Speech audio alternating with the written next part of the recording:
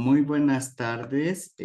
Gracias por estar aquí en esta mesa de diálogo denominada Ideas sobre investigación e intervención en género y educación.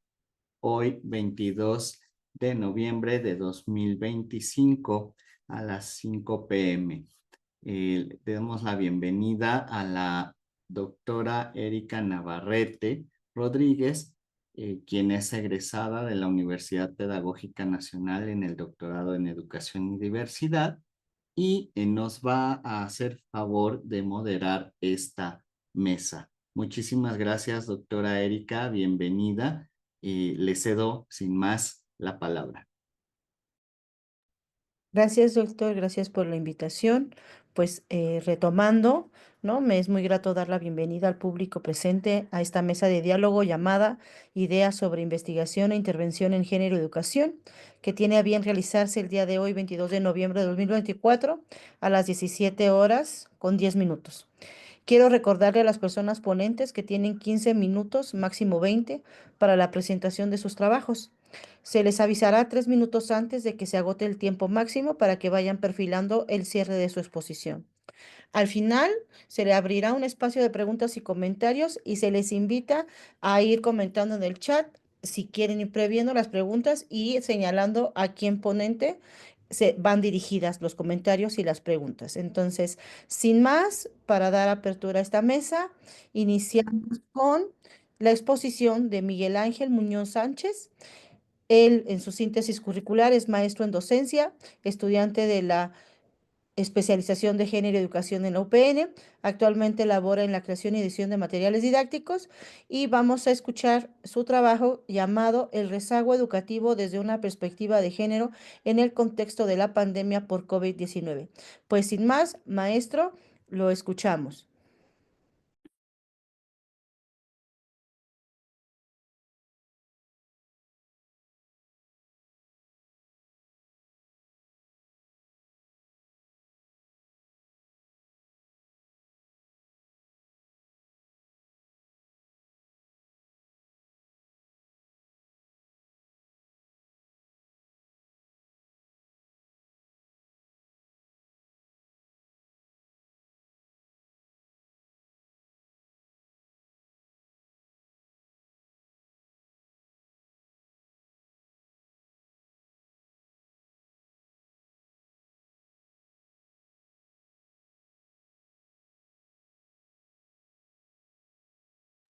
Creo que hay problemas. Ajá. Miguel Ángel Muñoz Sánchez es el que tengo en el... Ya. Sí, vamos con la siguiente, por favor. La siguiente sería dar micrófono a Sergio Carmona Contreras. Es licenciado en educación, labora como docente en los niveles de secundaria y bachillerato desde hace 32 años y nos va a exponer su trabajo, la profesión de pedagogía en centros educativos privados de la Ciudad de México, contexto y expectativas de desarrollo. Adelante, maestro.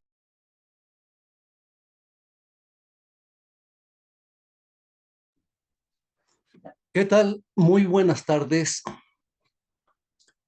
Me complace estar en esta sesión de compartir eh, nuestros trabajos en los que estamos actualmente desarrollando. Como bien se mencionó, la temática de mi trabajo corresponde a la profesión de pedagogía en centros educativos privados de la Ciudad de México, en el cual analizaré los contextos y expectativas de desarrollo.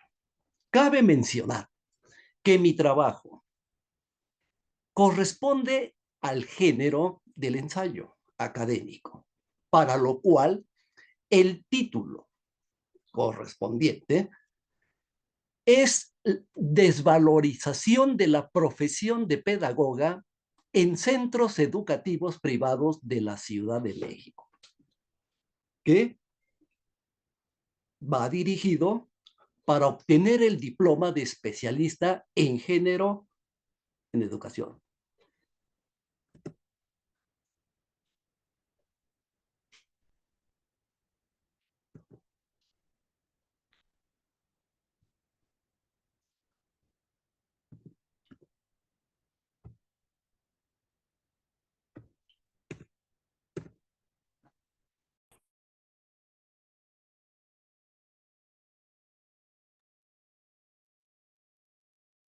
Tal vez habría que dejar de compartir y volver a compartir para que avancen las diapositivas.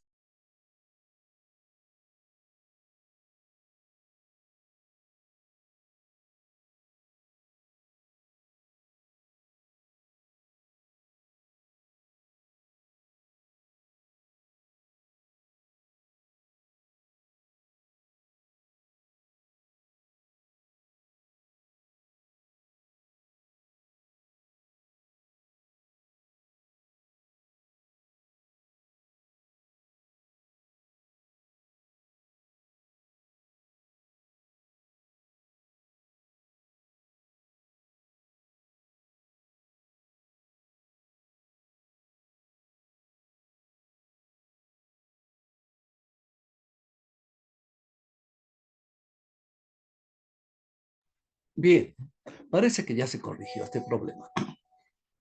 Como comentaba, el título del trabajo, Desvalorización de la profesión de pedagoga en centros educativos privados de la Ciudad de México. ¿Cómo surge mi interés hacia este tema? Como se observa, que mi interés radica en abrir una situación educativa de la que poco se habla. ¿Y cuál es esa situación?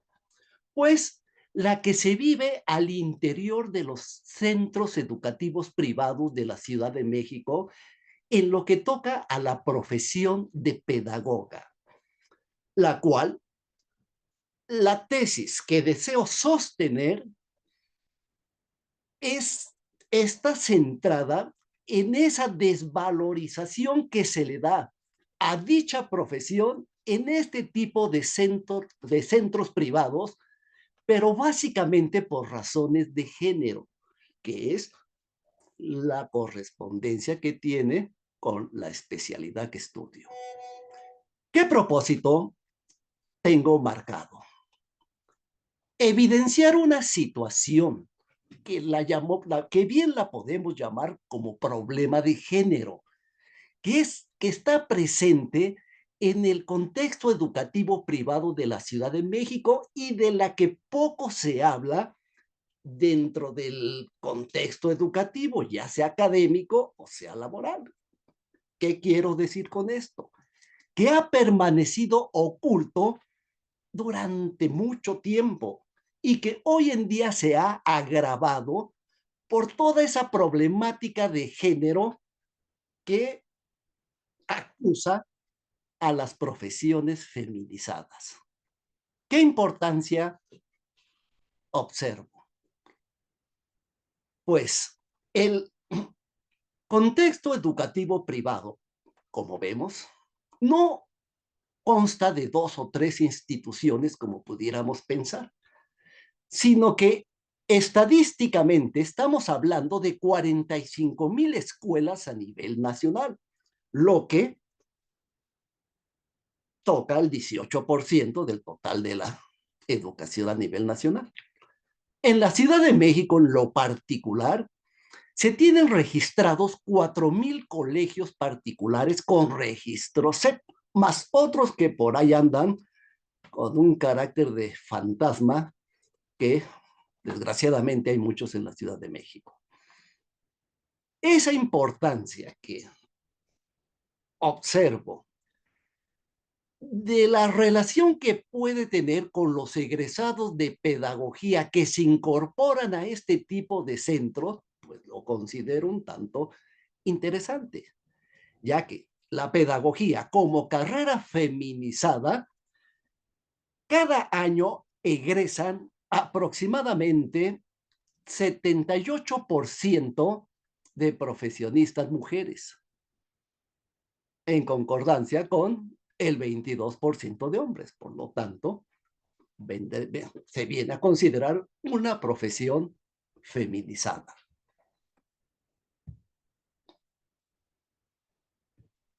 Como aspectos generales, tenemos que la profesión de pedagoga, ya centrándome en los puntos que se trata en el trabajo, viene a ser el primero y más importante, el estar catalogado como una profesión feminizada, como ya advertimos.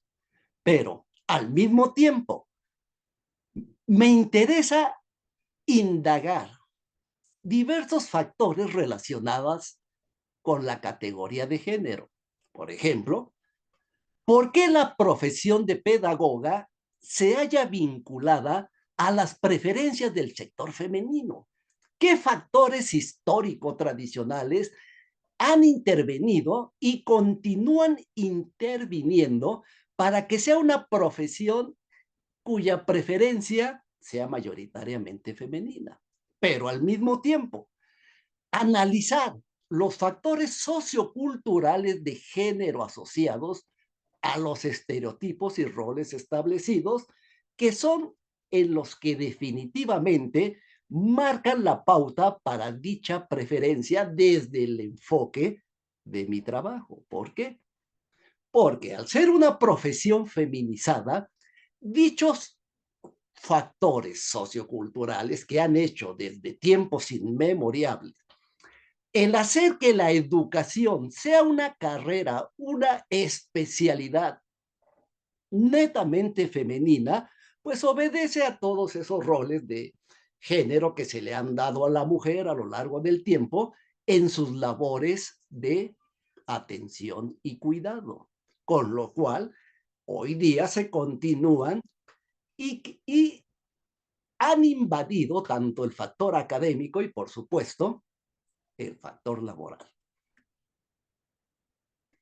¿Qué sucede con la profesión de pedagoga al estar envuelta con estos factores socioculturales?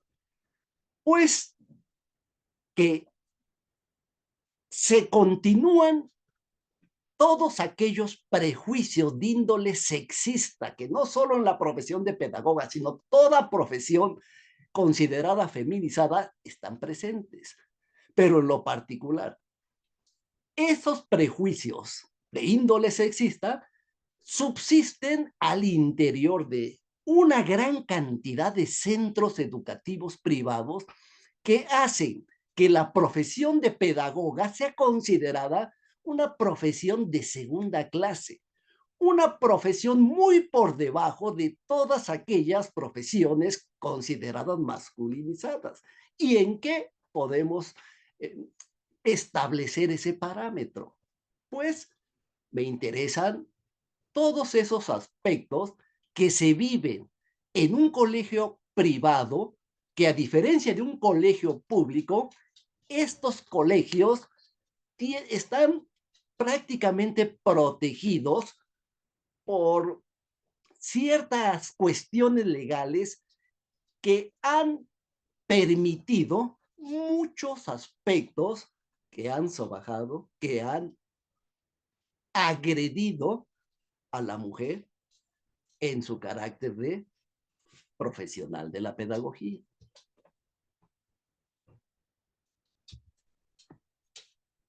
Ahora bien, le doy un apartado especial en el trabajo a los centros educativos privados, ya que es allí donde parte dicha situación o problemática. ¿Por qué elegí la Ciudad de México? La razón fue que en la capital mexicana es donde existen el mayor número de colegios privados y por ende puede servir como referencia si más adelante hubiera el interés de trabajarlo a nivel nacional. Pero, ¿qué sucede con los centros educativos privados y de dónde parte el interés? ¿Qué le interesa al centro educativo privado por lo general? A un centro educativo privado lo único que le interesa básicamente son los resultados académicos y calificaciones, ya que suelen operar como empresas, como ahí bien lo dice, generando una lógica de mercado. Esto significa que tanto a los padres de familia como a los alumnos son vistos desde su óptica como clientes mercantiles y por lo tanto ellos, los padres, los clientes, entre comillas, esperan buenas calificaciones y con ello medir y dar su aprobación a los colegios. De esa forma, el éxito lo miden con base a calificaciones. Y por ello mismo, la educación que subsiste en estos centros está más orientada hacia la elaboración, preparación de exámenes, más que una auténtica formación integral que bien la pueden realizar las pedagogas. Y del mismo modo, llevan una política de formación continua que consideran que la pedagogía no necesita actualizarse, dejándola de lado en cuanto al interés. ¿Qué le pasa al trabajo pedagógico? Queda desplazado. Se continúa teniendo una percepción errónea de que la pedagogía es una disciplina fácil, puesto que si la comparan con medicina, con las ingenierías, la consideran de una manera muy débil en comparación con aquellas otras. Y de allí que existe una brecha salarial, un maltrato hacia este tipo de profesionistas, porque además se les considera básicamente como docentes a las pedagogas. Quizá por desconocimiento, quizá por desinterés, pero le reducen su papel a la docencia cuando la pedagoga es quien mejor conoce la problemática educativa y quien mejor puede transformar para bien los procesos educativos. Pero todo ello en un ambiente donde los estereotipos y roles socioculturales están a la vista, el trabajo queda muy minimizado para ellas.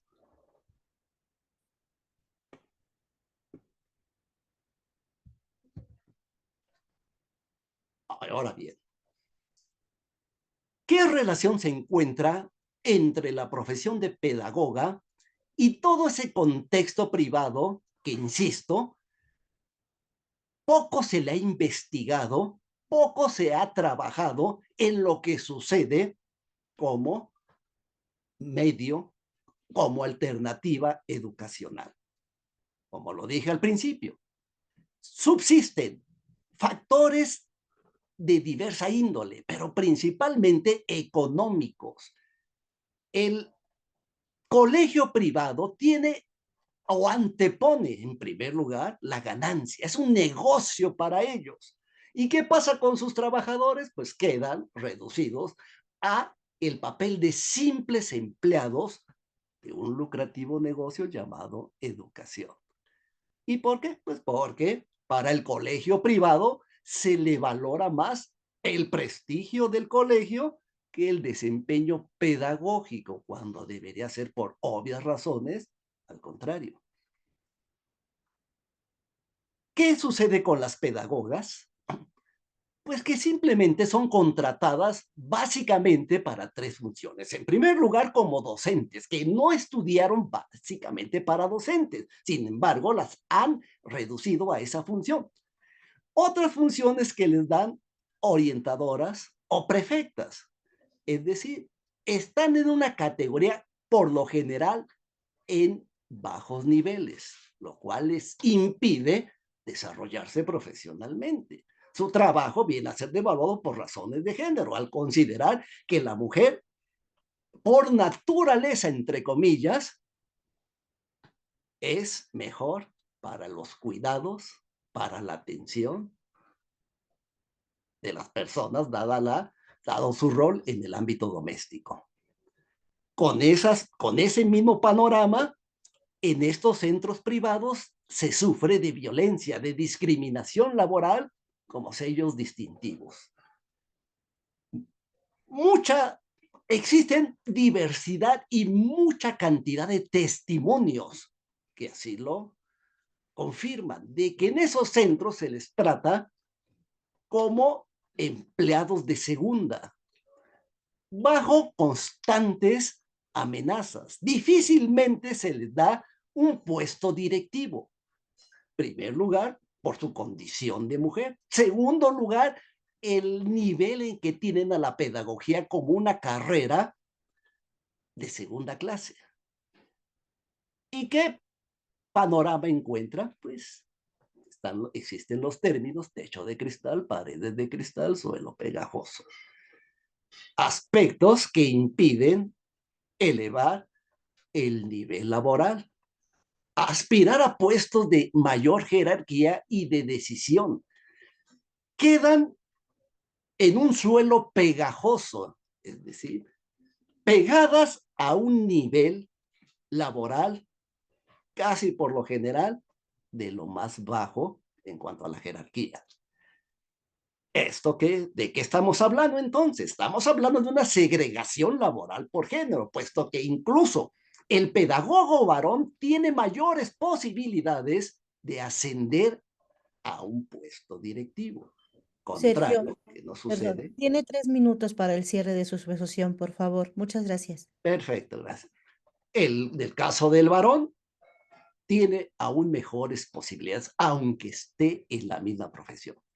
Con todo esto, mi objetivo es que una vez terminado el trabajo, pueda yo demostrar mediante argumentos sólidos que la desvalorización de la profesión de pedagoga es una realidad en el contexto educativo privado de la Ciudad de México. Finalmente, ya para concluir, les presento de manera gráfica la estructura de mi trabajo, la cual explico brevemente, consta de 3 apartados con sus respectivos subtemas y que espero desarrollar en tiempo y en forma. Concluyo con mi exposición y agradezco a todos su atención. Muchas gracias por el respeto a los tiempos. Vamos a dar seguimiento al orden del día de hoy. Al final serán de comentarios. Déjeme checar aquí. Ok. Seguiría el licenciado y estudiante de la especialización en género y educación, Alan Méndez Galeazzi, que labora dentro de la Dirección General de Administración de la Autoridad Educativa Federal de la Ciudad de México, dentro del Departamento de Personal. Nos va a exponer su trabajo llamado Curso de Inclusión LGTBIQA+, para administrativos de educación básica. Recordemos que tenemos máximo 20 minutos. Yo me disculpo que tendré que interrumpir cuando falten 3 minutos para que se agote su tiempo. Le cedo la palabra. Adelante.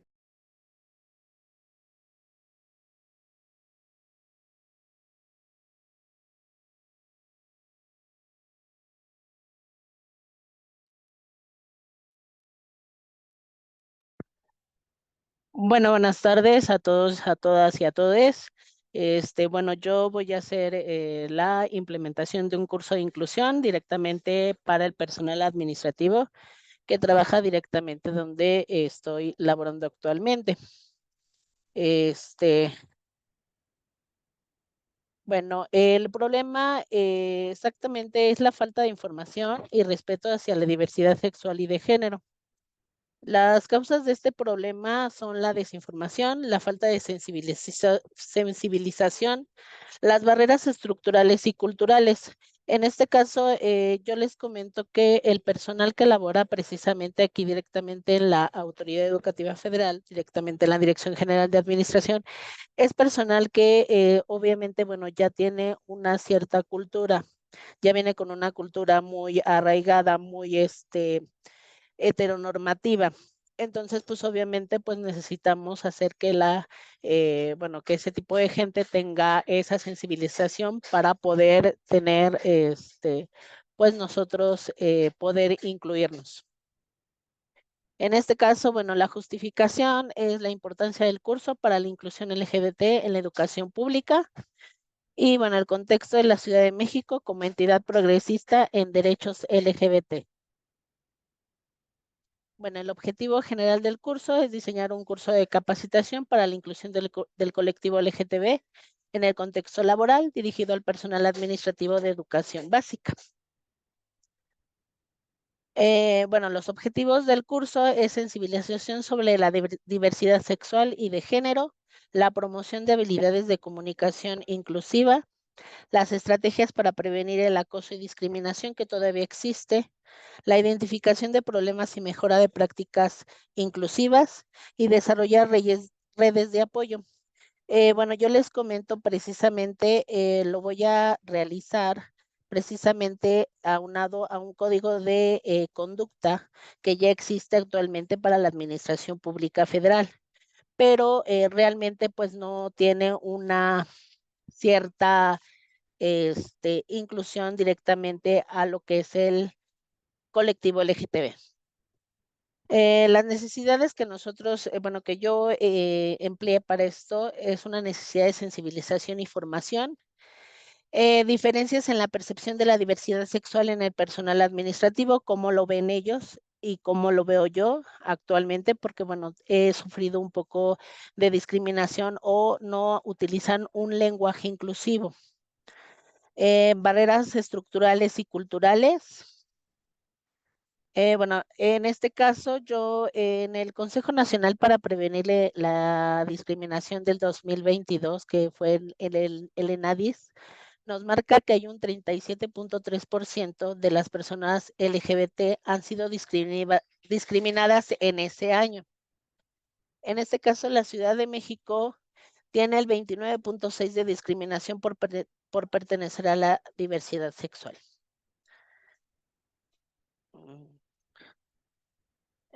Bueno, aquí les pongo un esquema, es la estructura del curso. En este caso, bueno, voy a dar una introducción a la diversidad sexual y de género, la percepción y los prejuicios que tienen directamente el personal administrativo, la prevención de acoso y discriminación, políticas inclusivas y las redes de apoyo que nos van a acompañar directamente en ese curso. Ahorita por el momento, nada más va a ser el diseño del curso. Voy a tratar de implementarlo, pero pues no sé si me lleve más tiempo, pero voy a tratar de implementarlo para el siguiente año. Esquema 2, bueno, es el mapa conceptual de los objetivos del curso, es sensibilización, diversidad sexual y de género, comunicación inclusiva, las habilidades y estrategias que voy a utilizar, prevención de discriminación, identificación y soluciones, creación de redes de apoyo, inclusión y convivencia, y la evaluación, que en este caso es la retroalimentación continua y ajuste del curso. Que bueno, por obvias razones, en la administración pública, pues tenemos que empezar a ajustar ese tipo de cursos, porque bueno, obviamente por el tipo de curso, por los tipos de, en este caso, los tipos de más que nada de las autoridades, no sé si tengan, porque ahorita ya las cambiaron, no sabemos si tengan esa apertura para poder implementarlo. En el esquema 3 es el proceso de implementación y evaluación que se dará en algún momento. En este caso vamos a hacer encuestas y vamos a tener un análisis de necesidades. Vamos a tener temática, los objetivos y los materiales que vamos a ocupar, una ejecución que es la capacitación, talleres y dinámicas, y una evaluación y ajustes, la retroalimentación y mejora continua de este curso.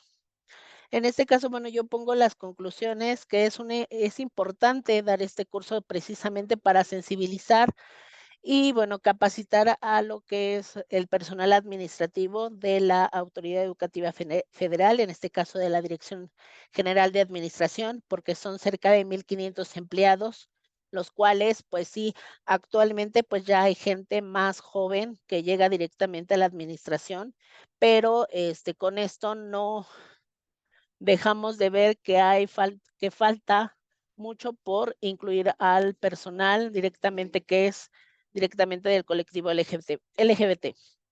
Y bueno, el impacto esperado es la mejora del ambiente laboral y la inclusión LGBT. Gracias por su atención. Muchísimas gracias. No de qué a ustedes. Gracias. Ahorita vamos entonces a darle la palabra, la voz, a César Misael Trujillo Hernández, licenciado en Psicología, diplomado como consejero y educador sexual, estudiante de la maestría en estudios de la sexualidad. Actualmente labora como psicólogo clínico en una institución privada. Nos va a exponer su trabajo llamado Exposiciones mediáticas de la masculinidad y su contribución a la violencia sexual. Le cedo la voz, maestro, recordándole que tiene máximo 20 minutos y a los 3 minutos se les avisa para que pueda dar o perfilar su cierre de su exposición. Gracias, adelante. Gracias, doctora. Un gusto estar aquí con ustedes. Muchas gracias por este espacio. Y pues bien, como ya se hizo mención, mi tema es exposiciones mediáticas de la masculinidad y su contribución a la violencia sexual. Esto es un proyecto de grado para la maestría de estudios de la sexualidad en la Universidad Pedagógica Nacional. Presento yo, Misael Trujillo.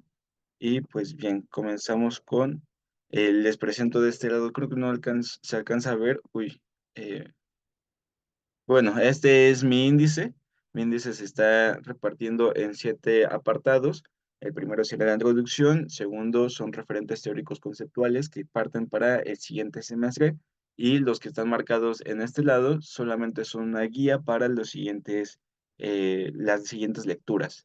Lo que se ha trabajado durante este semestre es la parte metodológica, cual comprende estos 12 puntos que les vamos a platicar más adelante. Entonces, bien, ahora comenzando con el planteamiento del problema, vamos a encontrar términos muy específicos como la educomunicación.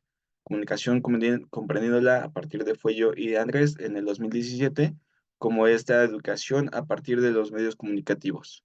A su vez, Teresa de Lauretis en el 87 nos expone cómo estos medios son tecnologías de género. Tecnologías de género, no solamente comprendiéndolas como tecnología como tal, como la computadora, el celular, dispositivo en el cual estamos viendo esta presentación, sino la tecnología como todo aquel medio por el cual se pueda repartir o explicar estas partes del género. Género comprendiéndolo, incluso Judith Butler, ya no agregué esta cita aquí, pero Judith Butler nos menciona que se comparten normativas de género. De esta forma se enseña o se aprende el cómo es ser, cómo se debe ser a partir de las normas de género de cada región. Esto en suma con el aprendizaje del ejercicio de la violencia a partir de la teoría de aprendizaje social de Albert Bandura, en el cómo lo que estamos viendo, lo que estamos percibiendo, es lo que estamos emitiendo. Ya no solamente en temas de género, también ahora le agregamos el tema de violencias, en específico de violencia sexual.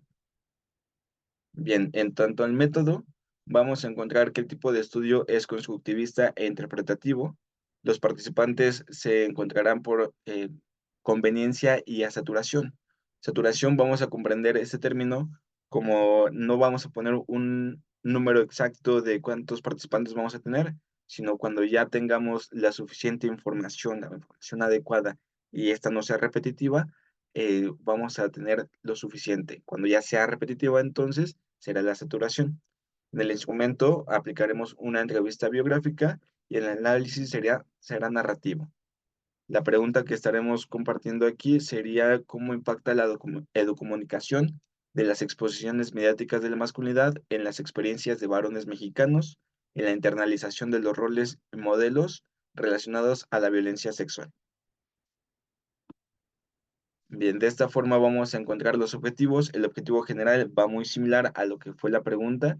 En este caso, doy lectura, es analizar las experiencias de varones mexicanos ante exposiciones mediáticas de masculinidad y su influencia educomunicativa para la internalización de roles y modelos relacionados con la violencia sexual. Aquí vamos a encontrar 3 puntos importantes que son además los puntos a seguir en los objetivos particulares. En el primero vamos a encontrar la descripción de la influencia de exposiciones mediáticas de la masculinidad en el desarrollo de identidades masculinas. Es decir, cómo estos elementos que vemos a través de las tecnologías de género influyen para el desarrollo de las identidades masculinas de nuestros entrevistados. Segundo, sería describir modelos y roles masculinos expuestos mediáticamente. Es decir, verificar si los entrevistados identifican si existen estos modelos o roles aprendidos a partir de lo que se ve en televisión, en radio, en internet, etc. En un momento vamos con los medios. El tercer punto es describir la contribución a la violencia sexual de las exposiciones mediáticas de la masculinidad, es decir, cómo se estaría influyendo en la construcción identitaria para así ejercer algún tipo de violencia o tener una perspectiva diferente de la violencia sexual a partir de los modelos y roles que nos presenta la televisión, por ejemplo. Ahora sí vamos a un contexto. Vamos a encontrar un contexto específicamente de la televisión, del cine y del Internet en un México de 1996 a 2019. ¿Por qué en estas fechas? Porque nuestra población va a ser participantes dentro de 20 a 35 años de edad. Por lo tanto, como se va a aplicar en el 2025 estas entrevistas, estarían rondando para el 1996 al 2019 entre la edad de los 6 años hasta los 14. ¿Por qué en estas edades?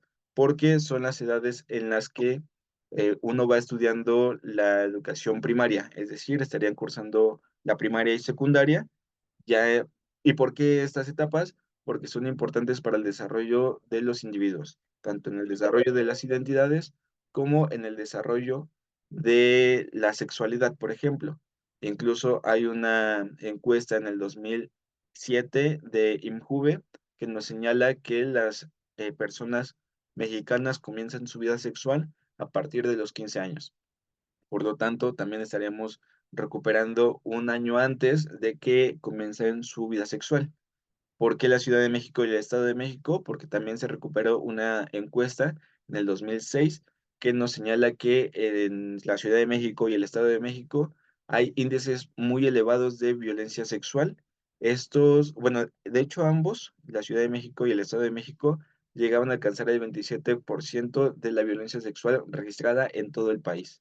Entonces, durante ese periodo de tiempo fue un foco rojo que incluso actualmente sigue respecto a la violencia sexual. La sexualidad masculina ya es un punto distinto en el cual nos comparte cómo se está construyendo la sexualidad masculina en esos años. Por ejemplo, cómo se estaría solicitando un pasar de niño a adulto a partir de una sexualidad activa, a partir de una primer penetración. Eventualmente se estaría comprendiendo una transición de esta forma de ser hombre a ser ya un adulto bien cuando se está formando una familia. Entonces, todos estos mandatos que eran más alrededor de estas épocas de 1996 al 2019 se van desarrollando a partir de aquí de la sexualidad. Y como les había adelantado, vamos a verificar aquí la televisión, el cine y el internet. La televisión, pues bueno, la televisión y el cine son elementos que ya conocemos bastante y en el Internet, por su amplio espacio, vamos a centrarnos en particular en lo que es YouTube. Para esto también tenemos un marco normativo en donde la Federal de Telecomunicaciones impacta directamente o principalmente a la televisión. Aquí nos señala la forma en la que se debe mostrar contenido a diferentes poblaciones, ¿no? A diferentes consumidores, ya sea eh, desde etapa A, B, B15 y C, que sería respectivamente a infancias, a adolescentes menores de 15 años y público general. Entonces, de esta misma forma, la Ley Federal de la Cinematografía también se reparte, pero ellos le agregan una categoría D. Esta categoría D es para películas de adultos, no solamente en sentido pornográfico, sino también que exponen violencia más explícita. Entonces, estas dos leyes nos apoyan a la regulación de los productos que se están emitiendo y, bueno, de general no solamente marcan las leyes con respecto a los productos televisivos y cinematográficos, sino también a lo que lleva detrás. Por ejemplo, también tienen ciertas regulaciones con las instituciones, llámese en la Ley Federal de Telecomunicaciones con Televisa o TV Azteca, la Ley Federal de Cinematografía nos apoya incluso a apoyar el cine nacional principalmente y mencionarlo más como una forma de categoría en particular cultural. La Ley Federal para prevenir la eliminación y la discriminación, para prevenir, eliminar la discriminación, perdón, nos comparte que no es en particular en el TV, en la TV o en el cine, sino más bien es una forma de regular el cómo se estaría generando la discriminación. Aquí ya también nos menciona la forma en la que estamos comunicando, forma en la que estamos percibiendo diferentes minorías. En este caso, insisto, no tiene que ver directamente con exposiciones o productos mediáticos, pero igual influye, es una ley federal de México. Y lo último que de Community Guidelines, eso lo recuperamos de YouTube. YouTube tiene políticas para la comunidad. Aquí nos dicta cómo estar subiendo contenido y por qué, por ejemplo, nos estarían eliminando este contenido.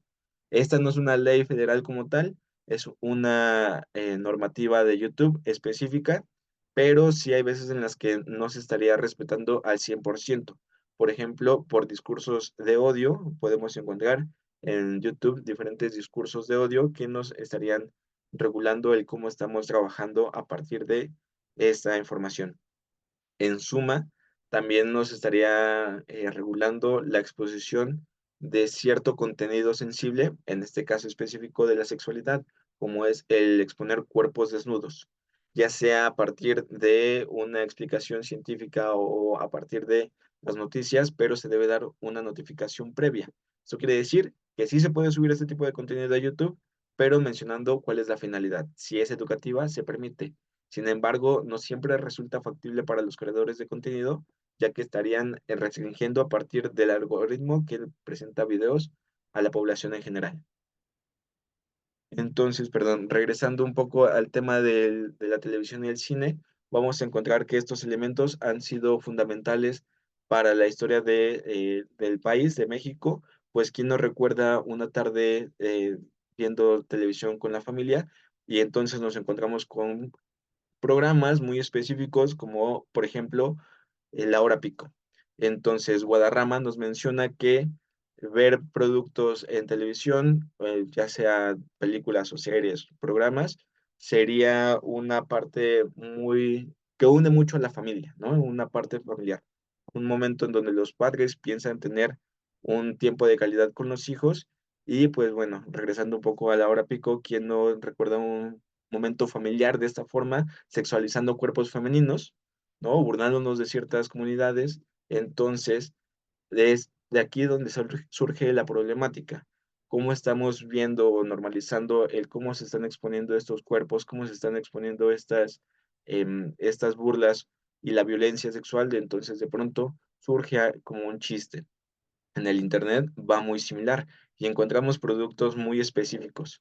En este proyecto estamos trabajando a partir de productos, por ejemplo, no sé si ubican el escorpión dorado o productos como Beta la Verge, e incluso ya no nacionales como el locutor Agustín Laje, personajes que no solamente replican un tipo de discurso específico antifeminista, sino también suelen bromear con la violación, por ejemplo.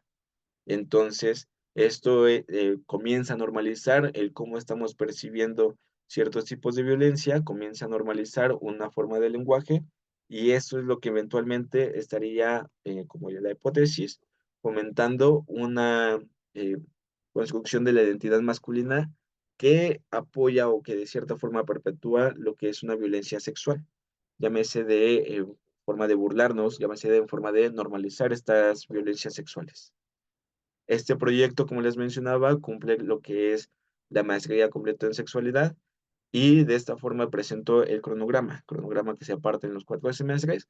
Como les mencionaba, también el primero solamente fue metodológico, el segundo es en la teoría, tercero ya es análisis de resultado y el cuarto sería ya la redacción final de este proyecto. Lo que hicimos en este semestre ya de manera más específica fue la construcción de todo este apartado metodológico ya un poco más quisquilloso para la presentación del coloquio, que sería iniciando diciembre. Les presento también las referencias que usé en esta parte de la presentación y agradezco su escucha. Muchísimas gracias, Misael. Pues me parece que si llevo bien el orden del día, cerramos esta mesa en la escucha exposición o la cerramos en cuestión de las exposiciones para dar a la segunda parte de comentarios, preguntas, etcétera. A Miguel Ángel Muñoz Sánchez, maestro en docencia, estudiante de la especialización de género y educación. Actualmente labora en la creación y edición de materiales didácticos. Su ponencia es El rezago educativo desde una perspectiva de género en el contexto de la pandemia por COVID-19.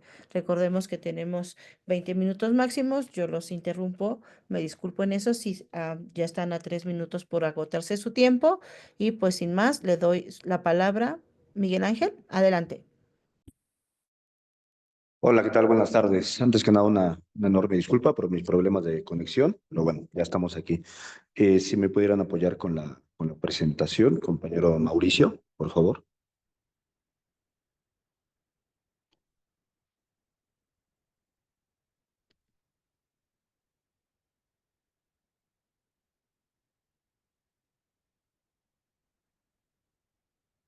Muchísimas gracias. Sí, bien, como se mencionó, el título de mi trabajo es El rezago educativo eh, desde una perspectiva de género en el contexto de la pandemia por COVID-19. Siguiente, por favor. Bien, hay que reconocer que el impacto del COVID-19 en la educación, en el sistema educativo, representó y ha representado una gran problemática para este sistema. La crisis sanitaria no solamente alteró pues, la dinámica educativa, sino también visibilizó las enormes desigualdades existentes en este propio sistema. Sí me escucho bien, ¿verdad? Muchas gracias. Siguiente, por favor. Bien, quiero comenzar esta presentación ejemplificando, mejor dicho, mostrando cifras que demuestran cómo afectó la pandemia a nuestro país, al sistema educativo mexicano. Tenemos que el cierre de escuelas perjudicó aproximadamente, según datos de la SEP, a 30 millones de estudiantes, desde la educación básica, pasando por la media superior, la superior. Esto es lo que provocó la pandemia. Siguiente, por favor.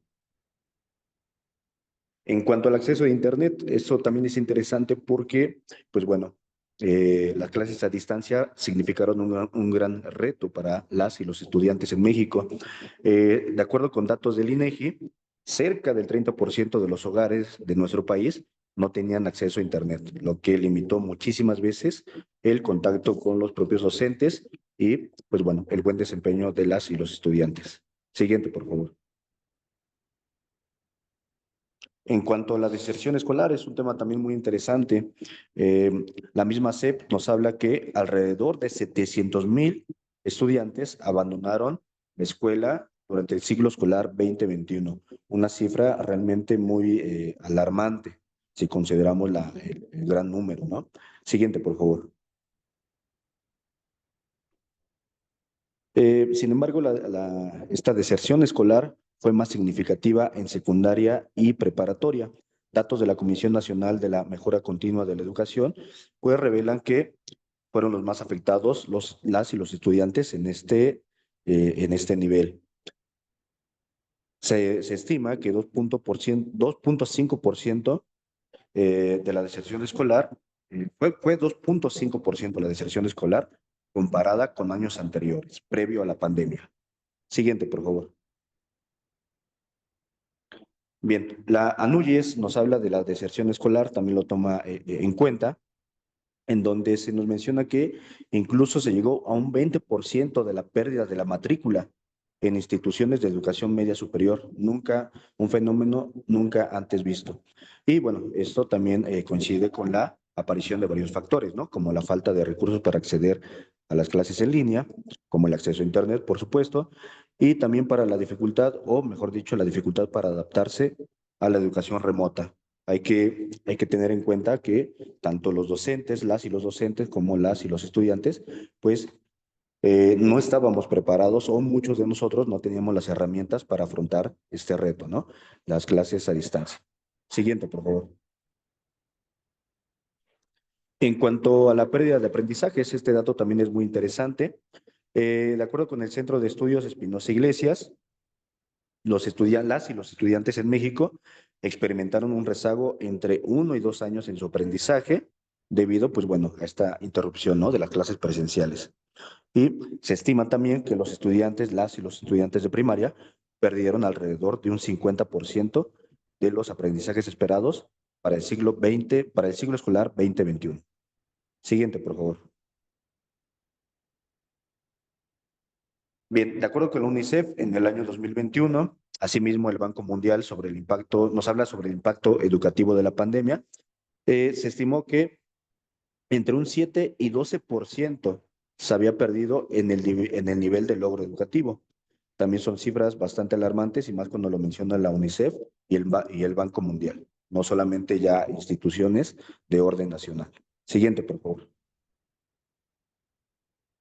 Y bueno, esta gráfica es muy interesante porque nos muestra cómo México ocupa un cuarto lugar en cuanto a la pérdida de escolaridad debido al cierre de escuelas. Solamente por encima de nosotros se encuentra Chile, Trinidad y Tobago, Costa Rica, México. Sigue a continuación Ecuador, Colombia, Perú y bueno, cada uno de estos países también es interesante anotarlo porque Chile al encontrarse en el primer lugar, pues bueno, contrasta mucho con un país como Trinidad y Tobago, ¿no? Y a su vez Trinidad y Tobago contrastaría mucho con las condiciones socioeconómicas de nuestro país. Entonces, estos datos son muy interesantes. Aquí lo más significativo, por supuesto, es que México ocupa un cuarto lugar. Siguiente, por favor. Continuando con el tema de los aprendizajes, pues bueno, para su recuperación, ¿qué es lo que nos mencionan los datos, no? De acuerdo con cifras de la SEP, perdón, se estima que la recuperación total de los aprendizajes perdidos podría incluso tardar de 3 a 5 años. Y esto, obviamente, dependiendo del apoyo académico y las estrategias a implementar. Aunque 3 y 5 años suena muy alentador, pero pues después de la pandemia creo que contrasta mucho con lo que estamos viendo actualmente. Siguiente, por favor. Y bueno, en cuanto al aumento de violencia familiar, y esto me da pie para continuar ya propiamente con el tema, que es este análisis del rezago educativo desde una perspectiva de género. Bien, en cuanto a la violencia familiar, se nos habla que durante el confinamiento las tasas de violencia aumentaron, lo que por supuesto afectó a muchas y muchos estudiantes, particularmente en donde ya se vivía esta situación, ¿no? Donde ya se experimentaba una vulnerabilidad. Siguiente, por favor. Y bueno, quise comenzar con estos datos de México para mostrar un panorama general, pero ahora ya propiamente hablando del impacto del COVID-19 desde una perspectiva de género, pues hay que tener en cuenta que eh, este impacto fue desigual. ¿Qué pasó con este impacto? Pues bueno, nos hizo visibilizar y nos mostró el cúmulo de brechas persistentes entre mujeres y hombres en distintos contextos, tanto en el medio rural como en el medio urbano. Sin embargo, hay que mencionar que en el medio rural, pues fueron particularmente más notables estas brechas. Siguiente, por favor. Bien, pues afectó a todos los sistemas educativos la pandemia. Sin embargo, en donde se vieron más significativos estos impactos, pues fueron propiamente las mujeres en cuanto a su acceso y continuidad en la educación, tanto del nivel básico como en el nivel superior. Siguiente, por favor. De acuerdo con ONU Mujeres, durante el periodo de pandemia y el confinamiento, la violencia de género aumentó en contra de las niñas y adolescentes, no solamente en nuestro país, sino hablando en general de la región de América Latina y también del Caribe. Siguiente, por favor. Bien, esta estadística también es interesante porque nos habla de cifras en millones. Nos habla de 243 millones aproximadamente de mujeres y niñas de 15 a 49 años. Si bien aquí estamos hablando de este rango de edad, pues también se podría trasladar este tema hacia los niveles básicos, ¿no? Lo cual se nos dice o nos indica estos datos que las mujeres en este rango de edad han sufrido de violencia física o sexual por parte de familiares, aunque aquí menciona por parejas, por parte de la pareja, pero también hay que mencionar que es por parte de la pareja, sino de demás familiares. Aquí nos menciona también, ya lo había comentado, que la violencia contra las mujeres especialmente la violencia doméstica, se intensificó con el confinamiento. Siguiente, por favor. Y aquí hay algunos datos de algunos países latinoamericanos que son muy interesantes y creo que nos dejan ver, nos abren un panorama o nos hacen hacer conscientes, nos hacen ser conscientes, perdón, de esta grave problemática. En Colombia, una mujer fue víctima de violencia sexual cada 23 minutos entre el inicio del confinamiento y abril del 2020. Lo que produjo, perdón, un registro de más de 2.338 casos de violencia sexual en niñas menores de 14 años, lo que se puede traducir que 51 niñas en aquel tiempo sufrieron violencia sexual diariamente, todos los días. Estas son cifras del Instituto Nacional de Medicina Legal y Ciencias Forenses. Siguiente, por favor. En Paraguay, por ejemplo, se recibieron 182 casos de denuncias de abuso sexual hacia niños, niñas y adolescentes. Obviamente las cifras se inclinan más hacia las niñas. Esto significó, por lo tanto, que 6 niñas o adolescentes fueron agredidas diariamente durante el periodo de confinamiento. Esto de acuerdo con datos de la Fiscalía Nacional de Paraguay en el año 2020. Siguiente, por favor. Bien, de acuerdo con informes internacionales, durante la pandemia aumentó el abuso infantil en línea, especialmente la búsqueda de contenido de abuso o explotación sexual, particularmente de niñas. Cifras de ONU Mujeres del año también 2020. Siguiente, por favor.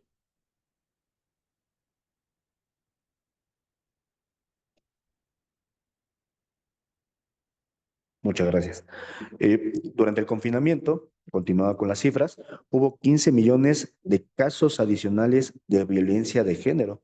Ya esta cifra que se encuentra en millones es verdaderamente alarmante. 15 millones de casos adicionales de violencia de género en la región latinoamericana. Siguiente, por favor. Bien, la UNESCO, la ONU Mujeres, perdón, y el Plan Internacional en su publicación Educación, Género y COVID-19, pues nos menciona que el tiempo que pudieron dedicarle las niñas y adolescentes a sus estudios se vio afectado, tanto por el cierre de escuelas, siguiente por favor, como por el incremento de su dedicación en labores domésticas y de cuidado. Esto es significativo, dado que las más afectadas, en este caso por el confinamiento, fueron las niñas y adolescentes. Realmente los datos no se podrían, no se comparan con el caso de niños y adolescentes, adolescentes hombres, por supuesto. Siguiente, por favor.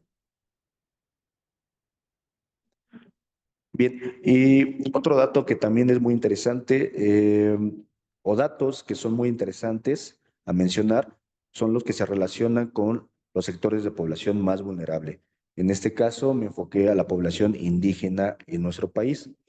Eh, si bien la pandemia afectó tanto al medio urbano como al rural, perdón, pues hay que destacar que en estos contextos rurales y marginados se enfrentaron barreras y mayores obstáculos para que las niñas y adolescentes enfrentaran el confinamiento y sacaran adelante sus estudios y lograran los objetivos de aprendizaje.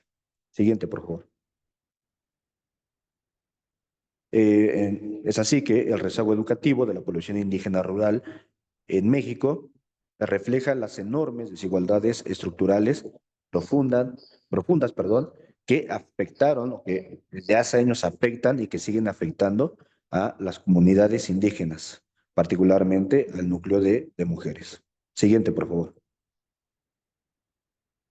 Bien, y ya para terminar, pues bueno, ¿cómo hacerle frente a este rezago educativo que nos ha mostrado estas enormes desigualdades de género ya existentes, todos este conjunto de problemas estructurales? Y bueno, ¿cómo hacerle frente? Pues desarrollando políticas públicas que en nuestro país no han sido, a mi consideración, las correctas o las que han permitido, pues bueno, mitigar estos daños, ¿no? ¿Qué deberían de buscar estas políticas públicas? Pues precisamente promover el acceso equitativo a la educación y garantizar un apoyo integral a las mujeres en su desarrollo académico y personal. Siguiente, por favor.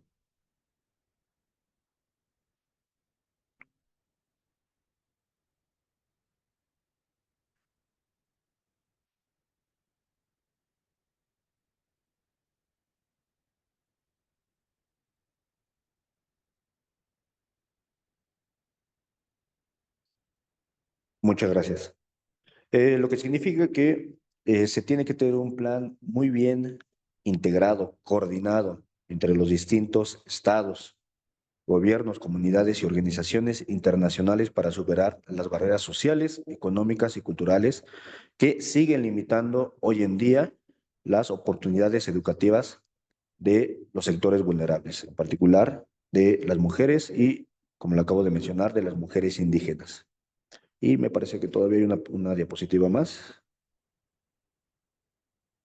Bien. En general, o bueno, en resumen, para superar estos desafíos, ¿qué se requiere? Pues un enfoque integral que aborde tanto las desigualdades de género como las barreras de acceso a la educación y a la tecnología, y fortalecer las políticas, por supuesto, que ya se han desarrollado, encaminadas a, pues bueno, a mejorar estas brechas en la educación desde una perspectiva de género. Pues hay que fortalecerlas, ¿no? Hay que visibilizar también aún más a estos sectores vulnerables de la población. Pues, ¿para qué?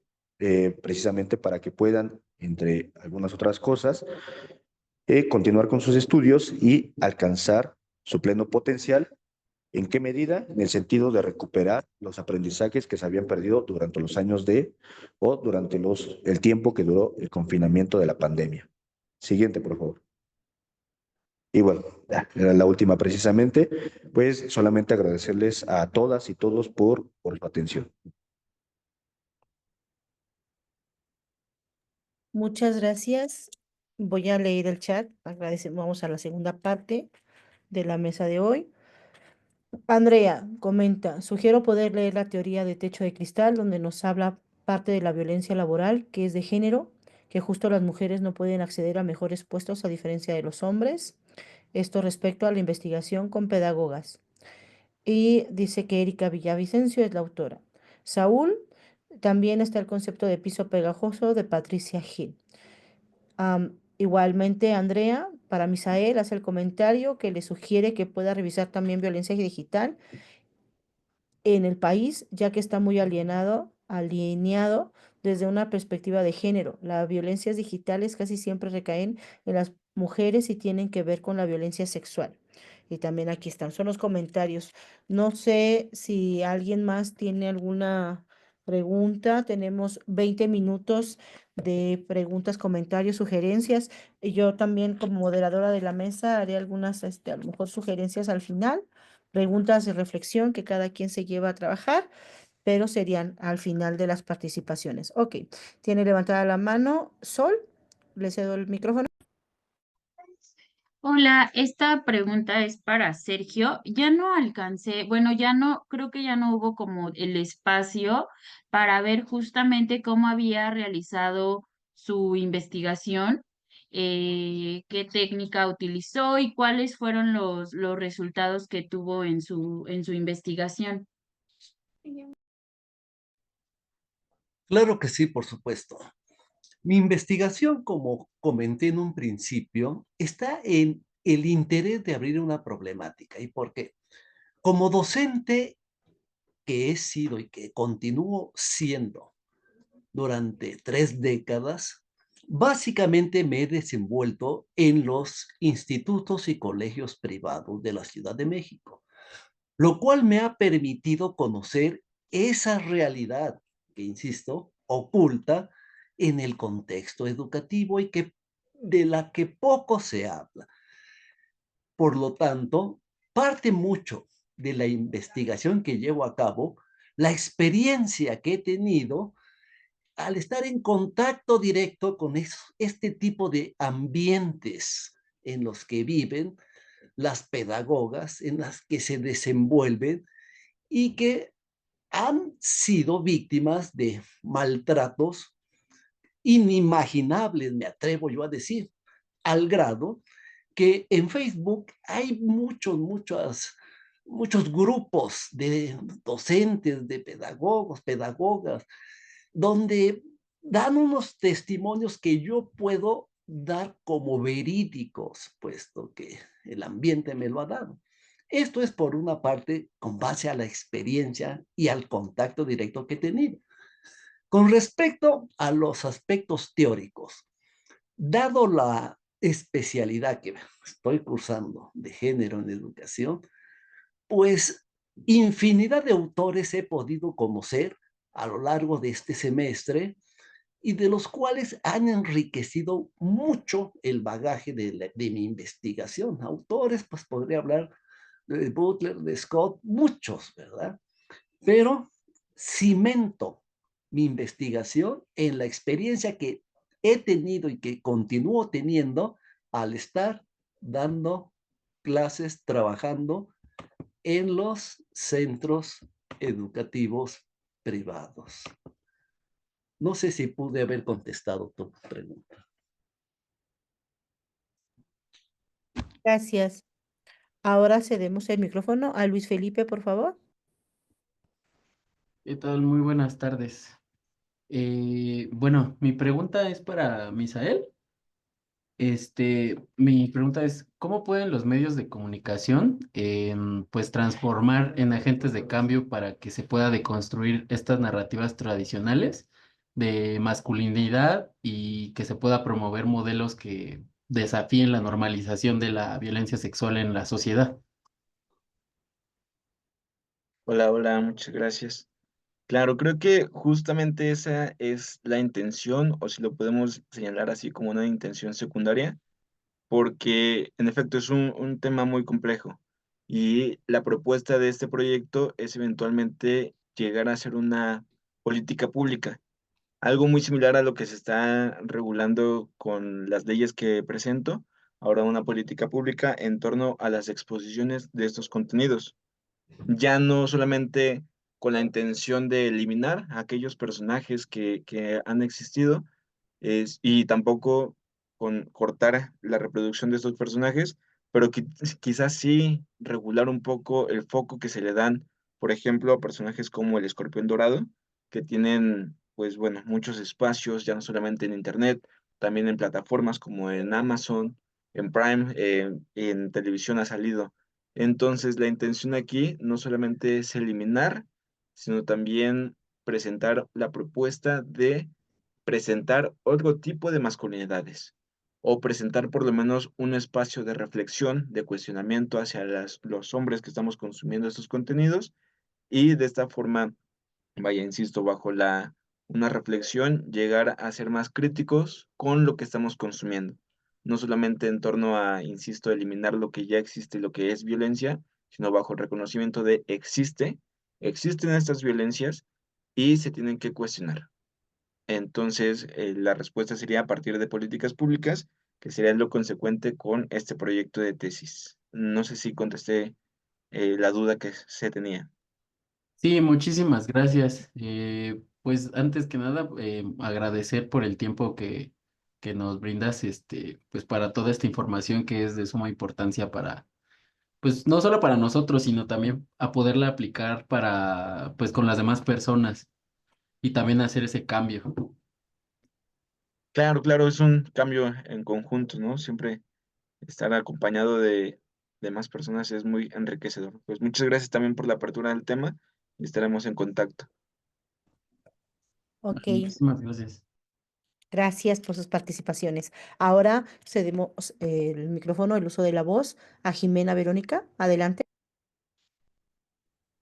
Hola, buenas tardes. Me da mucho gusto poder escucharles, aunque ya solo pude escuchar a los últimos dos participantes, pero me parecen trabajos todos muy, muy interesantes. Bueno, estos dos que escuché muy interesantes y que además de el tema que trabajan, creo que dan, o lo que me puede percatar, lo que me pasó a mí es que abren el panorama, ¿no? A pensar en otros posibles proyectos, en otros temas que se pueden investigar. Pero bueno, concretamente en cuanto al trabajo de Misael, eh, quisiera resaltar que es necesario hacer estudios sobre la masculinidad desde distintas perspectivas, porque hay una necesidad evidente en la actualidad, ¿no? Es decir, de cierta forma, los estudios de género hemos avanzado desde los estudios tanto feministas como los estudios de género en el reflexionar sobre el ser mujer, ¿no? Las construcciones eh, que nos constituyen y empezar a transformarlas.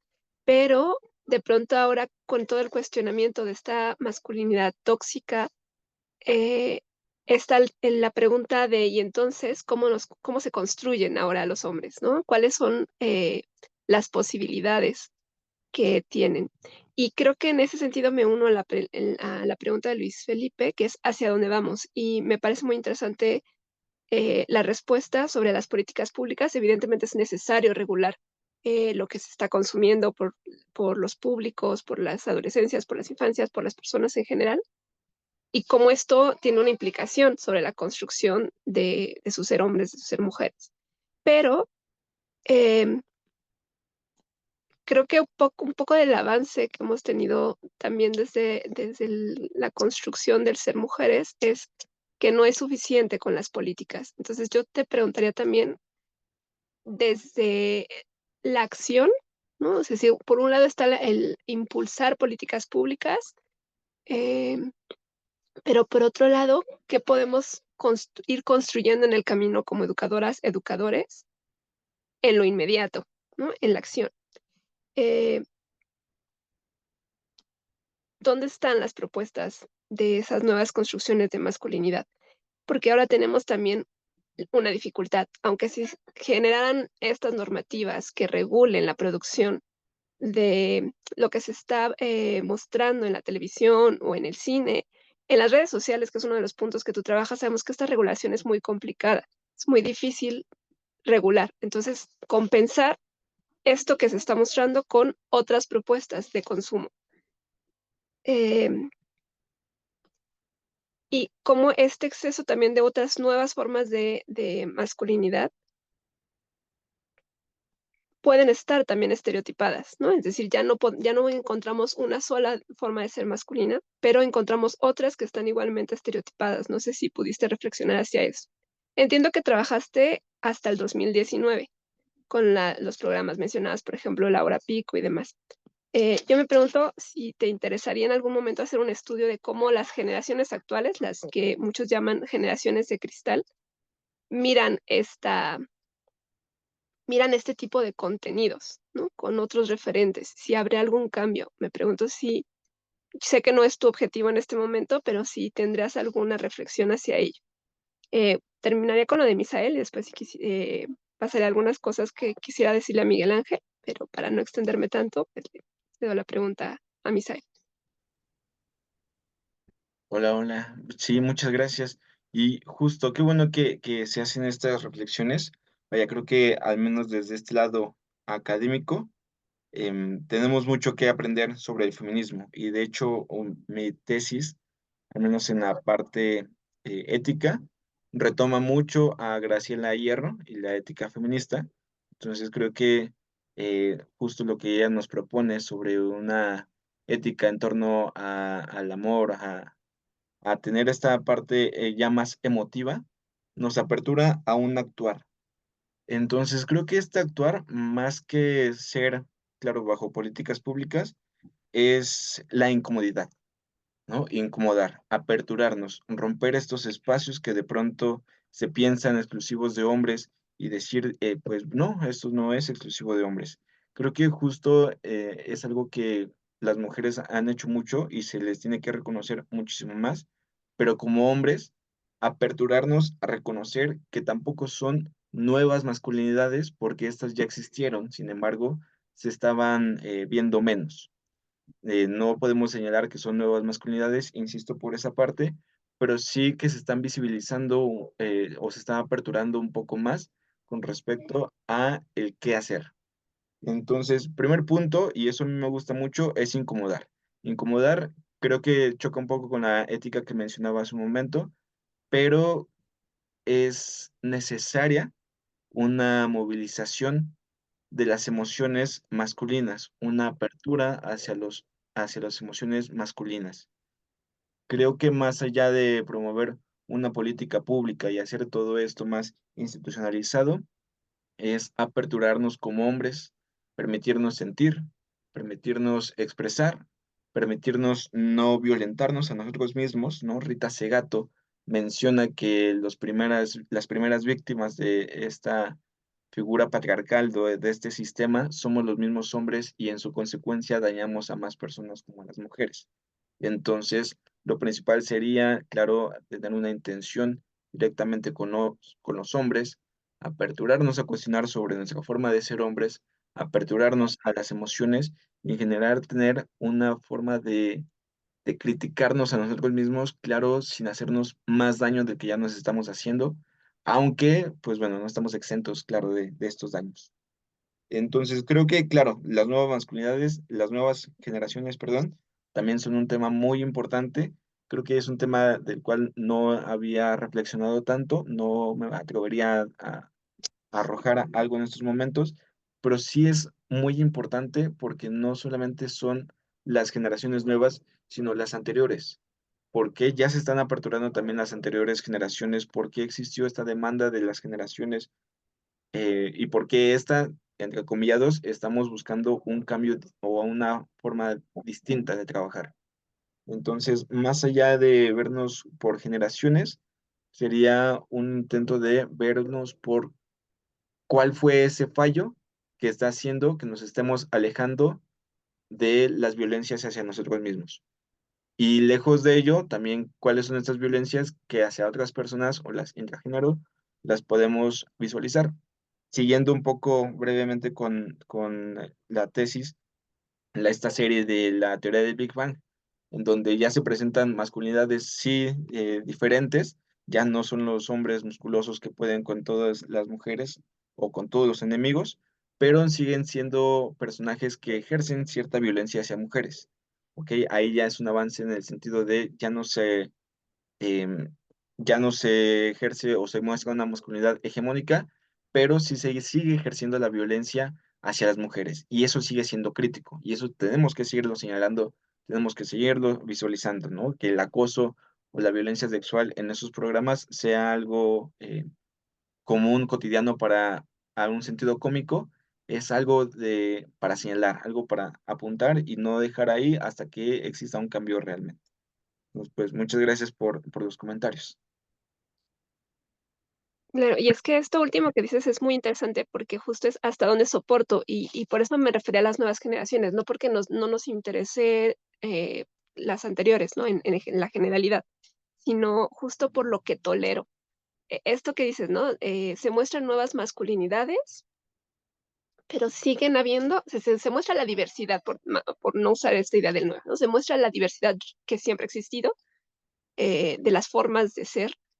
eh, Porque es una hipótesis, ¿no? Porque esta figura, ¿no?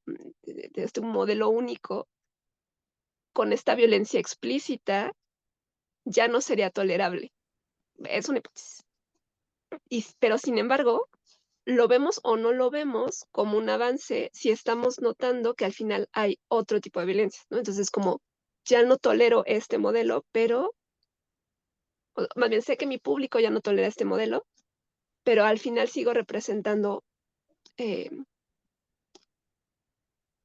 gran parte del contenido, ¿no? De misoginia o de discursos de odio disfrazados de algo más tolerable, ¿no? O más abierto a la diversidad.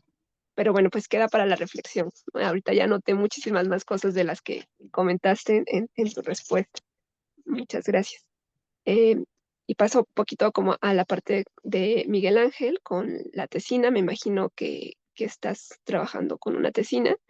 Y en ese sentido, la recuperación de los trabajos, de las estadísticas, me parece muy valiosa porque, como decía en un principio, nos permite mirar en qué otros temas hay que profundizar, ¿no? Pero sí quisiera decirte que a lo mejor ahorita puedes explicarlo un poquito más, por lo menos en la presentación, me hizo falta un poco como tu análisis desde la formación en la especialidad es la especialización, perdón, ¿desde dónde lees estas estadísticas? ¿No? O sea, desde qué conceptos, cómo estás tú reflexionando, entendiendo estas estadísticas más allá de los números, que por supuesto son alarmantes. ¿Qué hay detrás que ya estaba antes de la pandemia y que está ahora, ¿no? Y que continúa ahora, y que se vio reflejado, se incrementó en estos momentos de confinamiento, pero que en realidad siempre ha estado ahí, ¿no? En términos de violencia, de dobles jornadas, de darle la preferencia a los varones cuando hay menos recursos para los estudios, y en un tema que pues es muy triste y muy doloroso que reflejaste en las estadísticas que recuperas, que es la violación, ¿no? Porque nos recuerda algo que ya sabemos, que es muy triste recordar, que es que el violador está en casa, ¿no? Eh, entonces, claro, se aumentan los casos porque estás ahí adentro, ¿no? Pero entonces, ¿qué podemos hacer ante este reflejo? Y otra vez, ¿no? O sea, en términos del qué hacer, en términos de política, pero también en términos de construcción didáctica, ¿no? De planeación didáctica, también en términos de sensibilización, de formación docente. No sé si escuché mal, pero entiendo que tú eres profesor o te dedicas a la formación de profesores, o no sé si pudieras también compartirme un poquito sobre esto. Entonces, en ese sentido sería como mis comentarios y preguntas hacia ti, ¿no? ¿Qué hacemos ahora con estas estadísticas y desde dónde las estás leyendo más allá de solo los números? Por favor, Miguel. Sí, claro que sí, con mucho gusto y agradezco los valiosos comentarios. Y bueno, en cuanto a la lectura de estas estadísticas, ¿desde dónde lo leo o cómo lo reflexiono? Pues bueno, hay que tener en cuenta o lo reflexiono en temas principalmente sobre el acceso a la educación, la violencia, también las estructuras de los mismos sistemas educativos y desde el currículum. Estos serían como los 4 ejes para mí, desde donde podría leer o reflexionar estas estadísticas. ¿Qué hacer? Ya que tenemos las estadísticas, tenemos los datos, pues bueno, hay que precisamente visualizar escenarios a futuro. ¿A qué me refiero con esto? Visualizar escenarios en donde existan verdaderamente políticas públicas encaminadas a, bueno, a contribuir al acceso a la equidad de género en cuanto a la educación. Yo creo que si bien por el momento han existido algunas políticas públicas que han contribuido con ese objetivo, creo que falta muchísimo por hacer y lo primero es, pues bueno, eh, híjole, pues para empezar, mesas de análisis, ¿no? Yo creo que desde que empecé este trabajo, eh, solamente he encontrado información estadística, algunos documentos que nos hablan de esta problemática, pero realmente que en un escenario nacional o internacional que se nos hable de del conjunto de todas estas estadísticas y que verdaderamente aborde la problemática de la desigualdad de género en cuanto, ya lo mencioné, el acceso a la educación, al mejoramiento de las estructuras de los sistemas educativos o la mejora de los currículums, perdón, pues creo que no han existido, ¿no? Yo creo que eso es lo que habría que hacer de ahora en adelante, ya que se tienen las estadísticas, implementar políticas públicas, pero para implementar políticas públicas, primero tendrían que haber muchísimos análisis, visibilizar el problema, atender el problema de fondo, considerando que esto tiene una larga historia en nuestro país, no solamente en nuestro país, por supuesto, sino a nivel internacional. Y bueno, ese tendría que ser el resultado, ¿no? De un gran esfuerzo por parte del gobierno, en nuestro caso, del gobierno local y también del gobierno nacional, ¿no? Pues eso es como yo lo leo y lo que yo he visualizado que se tendría que hacer, ¿no? Hacer presente en el contexto actual, contemporáneo, esta problemática, ¿no? Visibilizarla, porque a veces creemos o a veces se suele pensar, perdón, que como la pandemia ya tuvo lugar hace algunos años, pues las consecuencias ya no, ya no son visibles, ya no tienen impacto, eh, que en un futuro inmediato se va a superar si es que se considera que existen estas consecuencias, ¿no? Entonces, esa sería mi respuesta ante tus comentarios. No sé si te pude responder de manera correcta, pero así es como yo lo reflexiono y lo que visualizaría en cuanto a lo que sigue, ¿no? Después del análisis de estas estadísticas. Gracias, Miguel. Bueno, ya solo comentar que se me antojan un montón de proyectos de investigación desde lo que nos compartes, ¿no? Desde las estadísticas que nos compartes, desde qué están haciendo, ¿no? O sea, después de esta mirada panorámica, es estas jóvenes, bueno, estos estudiantes que se fueron, tanto chicas como chicos, ¿qué están haciendo, ¿no? Y si ahí hay también una diferencia de género, ¿no? O sea, quienes dejaron de estar en la escuela después de, bueno, durante y después de la pandemia y ya no han regresado, hacia dónde, hacia dónde se encaminaron, ¿no? Si se incorporaron a la vida laboral, si tenemos temas de embarazo, si tenemos temas de matrimonios tempranos, si tenemos temas de alcoholismo, y si también ahí hay una diferencia desde la perspectiva de género de qué están haciendo con sus vidas, ¿no? Me parece que sería algo de interés, desde qué fue el causante principal por el que ya no pudieron estar en la escuela hasta cómo se incorporan o qué es lo que están haciendo en su vida. Cuando dices ya no estoy en la escuela, es que hay ahí, no, no desaparece, que hay. Entonces, me parece que nos dejas datos para pensar, para reflexionar en futuro. Muchísimas gracias, Miguel. Muy importantes estos comentarios, de verdad, muchas gracias. Muchas gracias. Jimena, entonces ya terminaste tu participación, ¿sí? Sí, muchísimas gracias. Y gracias a ti. Le cedo la palabra a Saúl Lora, por favor. Sí, gracias. Buenas tardes. Pues muy interesantes temáticas, porque vemos que el género pues aborda todas las dimensiones y dinámicas de la vida, ¿no? En diferentes aspectos. Yo quisiera ahorita comentar acerca de la última exposición, es Miguel, ¿verdad? El de rezago educativo en pandemia. Sí, así es. Sí, ¿verdad? Pues mira, me parece un tema muy interesante porque como en un plazo de tiempo muy corto, como fueron estos meses de pandemia, pues derivaron tantas situaciones y problemas, ¿no? En la educación. Y como mencionaste, existen diferencias en el acceso a recursos educativos, como libros, la tecnología, el Internet, en zonas urbanas y rurales, ¿no? O sea, ahí hay una problemática ya de por sí anidada, ¿no? Y cómo esto afecta a los niños, sobre todo a las niñas. Las expectativas de género muy tradicionales en esos sitios, lugares, pues influyen las decisiones familiares también, ¿no? Sobre la educación que deben de tener hijos, niños, niñas, de manera diferencial. Entonces, aquí serían dos preguntas. Una sería, ¿de qué manera crees que la pandemia ha cambiado la percepción sobre la importancia de la educación, sobre todo en el caso de las mujeres, las niñas? Y la otra es, ¿qué lección o qué lecciones se pueden aprender de la respuesta a la pandemia, o de esta, más bien no de la respuesta, o de la pandemia, que podrían aplicarse para fortalecer la educación? Entonces, pues si nos pudieras compartir un poquito desde tu investigación que pues ya hiciste.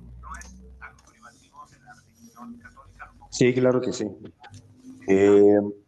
Pues en cuanto al primer cuestionamiento, yo creo que se abrió conciencia, yo creo, la importancia de la educación desde la perspectiva de género, en cuanto que se vio que aumentó más la brecha en el acceso, calidad de educación que tienen, que diferencia la calidad de educación, perdón, que se le da a los hombres y a las mujeres, ¿no?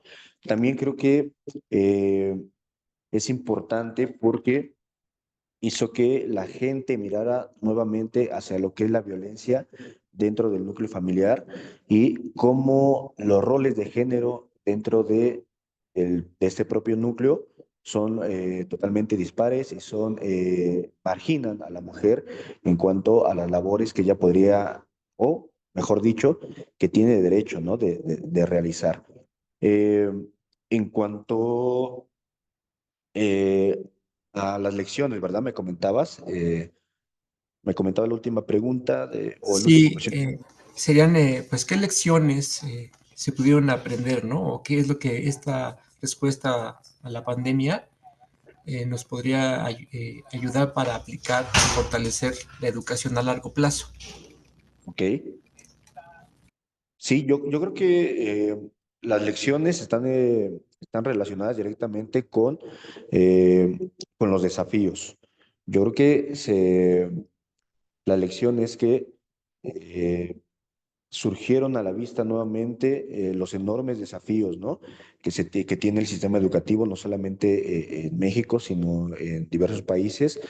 Eh, no diría del mundo, obviamente este fenómeno fue global, pero los impactos se vieron más en ciertas regiones del mundo, como lo comenté, como en la región latinoamericana y el Caribe.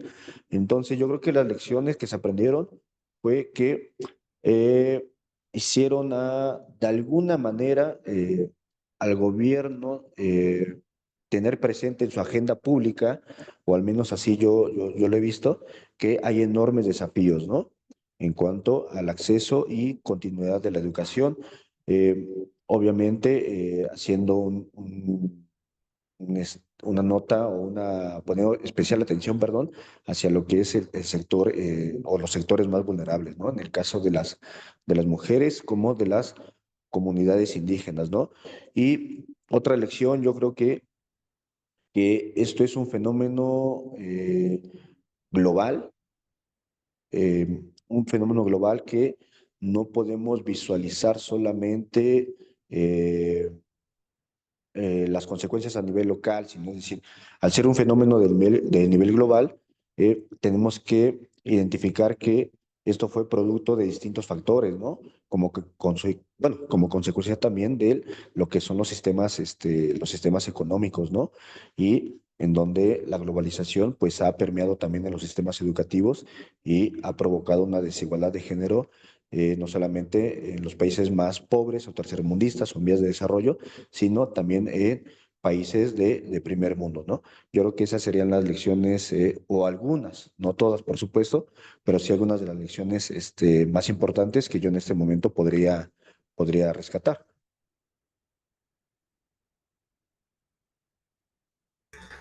Sí, muchas gracias, Miguel. Sí, yo también comparto de lo que mencionas, por ejemplo, todos esos factores multidimensionales, ¿no? Que entran en juego desde la economía, lo global, eh, generando una problemática a largo plazo. Y, por ejemplo, menciona la ONU un dato un poco triste o alarmante, que nos tardaríamos aproximadamente 300 años para que nuestra sociedad encontrara el equilibrio en cuanto al género, ¿no? Una igualdad de género sustancial. Digo, esperemos que sea menos y que pues todo lo que estamos haciendo desde acá pues contribuya a que esta situación pues vaya cambiando poco a poco, ¿no? Muchas gracias. Al contrario, muchísimas gracias. ¿Alguien más gusta participar?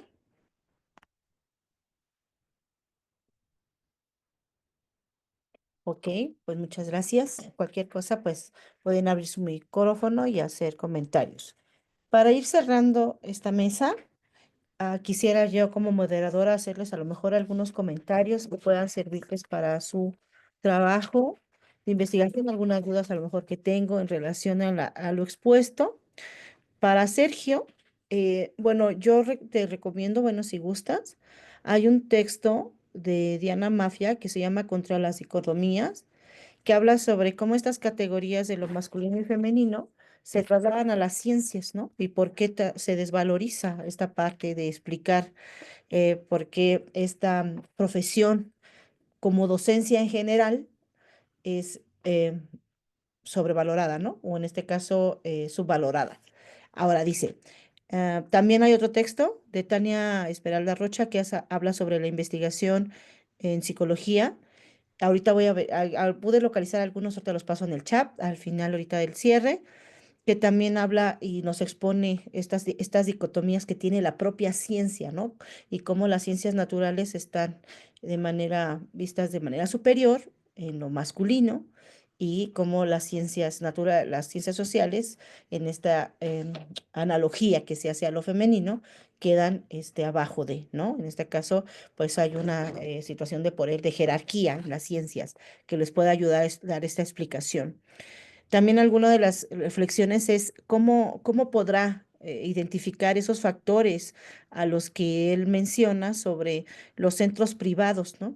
Entiendo la parte sentida, porque parte de de las epistemologías feministas, de la investigación feminista o con perspectiva feminista, pues sí te habla sobre el lugar de enunciación, del lugar sobre ti y esta parte que es importante, también tu propia experiencia, pero sí sería importante también recuperar, que ya lo habían mencionado en los comentarios, la parte metodológica para darle una sistematización científica al propio trabajo, ¿no? A partir de qué método o cómo será esta indagación que estará realizando y que permita realmente poder llevar a la reflexión o las conclusiones de que esta investigación dio a y demostró o mostró o expuso, pero tiene que ser con base pues a un sustento metodológico, científico, epistemológico.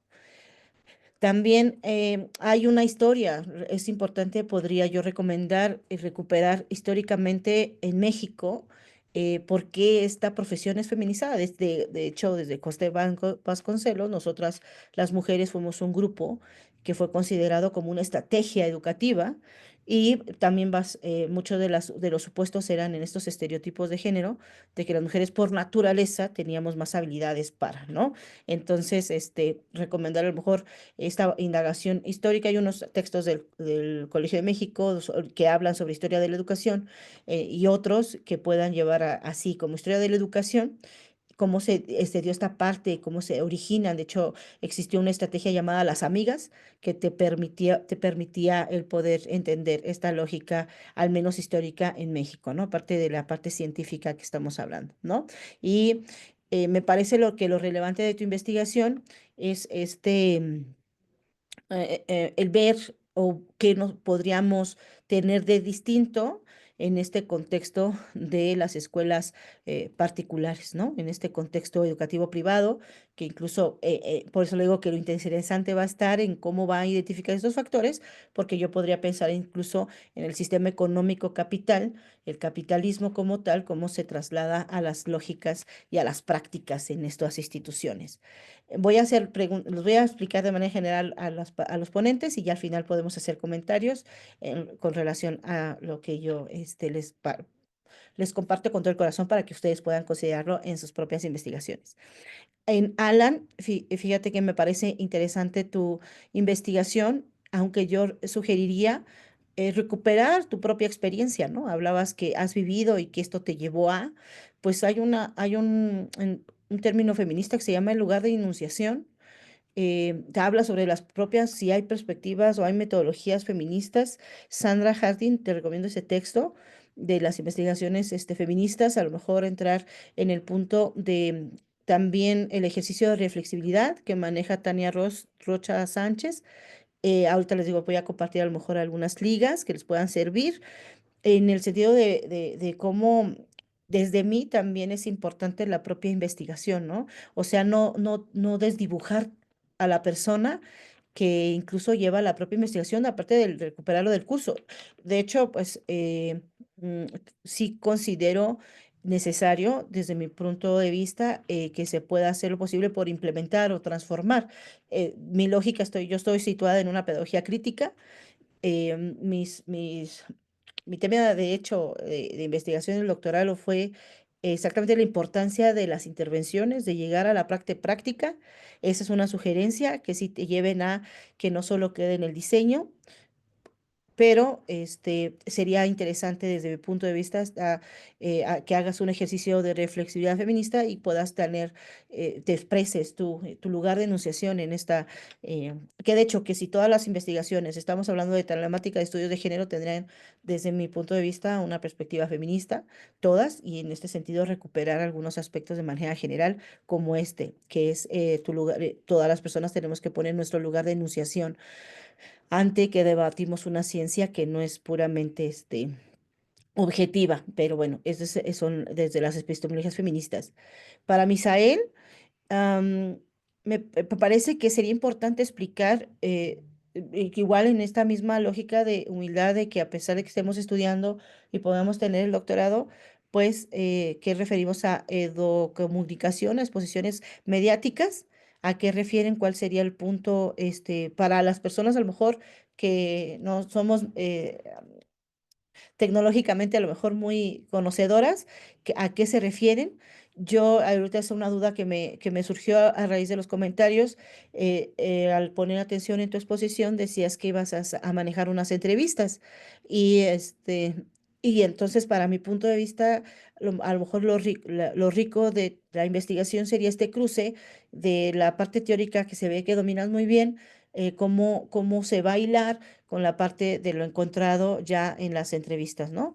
Y a lo mejor recuperar un poquito la de tecnologías de género, es una que hace Lauretis, también recupera, o ese es un término de tecnologías que recupera de Michel Foucault, ¿no? A lo mejor recuperar un poquito que habla este autor sobre este concepto. Y para cerrar, en el caso de Miguel, a mí la duda sería, bueno, creo que me quedó, sería importante recuperar qué tipo de metodología, método se está usando. Quiero pensar que es descriptiva, documental, porque es como una recuperación de información, pero a mí me llamaría la atención es cómo cruza esta categoría de género en la problemática del rezago educativo, en el contexto de la pandemia. Sí situarlos desde cómo afecta a las mujeres, pero les comento, yo soy docente, yo soy docente de preescolar y también tuvimos estos análisis en el contexto de la pandemia y muchos de los que tuvieron, por ejemplo, les afectó la deserción fueron a los varones que en lo que fue secundarias. Entonces, mirar como categoría de análisis sin llevar este prejuicio que posiblemente nos lleve a pensar que sí sabemos que estructuralmente las mujeres tenemos más dificultades, pero ir en búsqueda de comprobar o de indagar cómo atraviesa esta categoría o cómo se manifestaron o afectaron a las personas en la pandemia desde una perspectiva de género, ¿no? Y la reflexión también sería si es necesario recuperar los demás países o si los recuperas, pues también, al menos a mí, algo que me llevaría mostrarme más interesada en tu trabajo sería ver cómo jugó esta categoría en México en este contexto de, pues, de la pandemia. Y por eso también me surgía una duda, porque ya hablabas de conclusiones y entonces después no supe si realmente está en proceso, si está en término y si no, para que eso pueda, pues, afinarse a lo mejor en las próximas exposiciones. Y bueno, de mi parte sería todo. No sé si tengan algún comentario y si no, para dar paso si quieren algún comentario más o ceder el micrófono al doctor Jorge. Quedan sus comentarios. Muchas gracias, doctora Erika. Le agradecemos mucho su participación moderando esta mesa. Creo que se llevan varios comentarios. Nos faltaba por ahí una intervención. Yasmín, ¿ibas a intervenir? Sí, buenas noches. Rapidísimo. Ya nada más para hacer como una breve síntesis de lo que llevo revisado ahorita en el material. Sobre el caso del primer trabajo, el de Sergio Carmona, me parece un trabajo muy interesante. Esta parte que ya ha sido revisada sobre el techo de cristal y el piso pegajoso, creo que va a ser una intervención muy interesante verla desde el entorno privado. Puntualmente sobre la exposición del maestro Alan. Me quedo con una duda. ¿Cómo surgió la idea del taller? Alan, ¿crees que es viable su aplicación? Mira, te comento rápidamente, sí es viable su aplicación. De hecho, bueno, actualmente, bueno, se han dado varios cursos precisamente directamente en la autoridad educativa. Sí es viable, nada más que, bueno, tiene sus eh, pertinencias, porque obviamente como cada 6 años cambian directamente de autoridades, pues tendríamos que platicarlo directamente con las autoridades que ahorita están directamente dentro de la Dirección General de Administración. Pero sí Claro. es viable. Claro, y entiendo que justamente es tu entorno laboral. Exactamente. Desde tu postura ahorita como estudiante de la especialización de género, ¿por qué crees que son necesarios este tipo de programas? Más que nada porque realmente, aunque, bueno, no lo creas, desafortunadamente hay muchas personas que están todavía, bueno, ya personas mayores, en este caso de los 40, 50, 60 años, bueno, yo lo digo mayores, no en, bueno, 40, 50, 60 años, que bueno, que pertenecen directamente a lo que es este colectivo LGBT, pero que realmente no tienen esa apertura para poder decirlo, por cuestiones exactamente culturales, cuestiones, estructurales precisamente de la autoridad como tal, porque, bueno, obviamente no, pues no tienen esa apertura o realmente toda la comunidad que exactamente que se ejerce durante la estructura de la FCM, pues no es abierta, ¿no? O sea, realmente como que todavía tiene ah, esas, ¿cómo se podría decir? Limitaciones, o sea, sí, a lo mejor sí, dice, no, pues sí, eres gay, no hay bronca, ¿no? Pero llegan a ver ese tipo de comentarios estereotipados, ¿no? Ahí va el puto, ahí va el que le encanta otra cosa, o sea, etc., ¿no? Entonces, sí, realmente sí necesitamos, bueno, sí se necesita implementar para que, bueno, realmente se hagan este tipo de estructura, bueno, se haga una estructuración, se haga una red de apoyo precisamente para estas personas y realmente para que, bueno, todas las personas más que desconocen del tema, pues sepan del tema y, bueno, obviamente, pues que se haga una inclusión como tal directamente en el entorno laboral.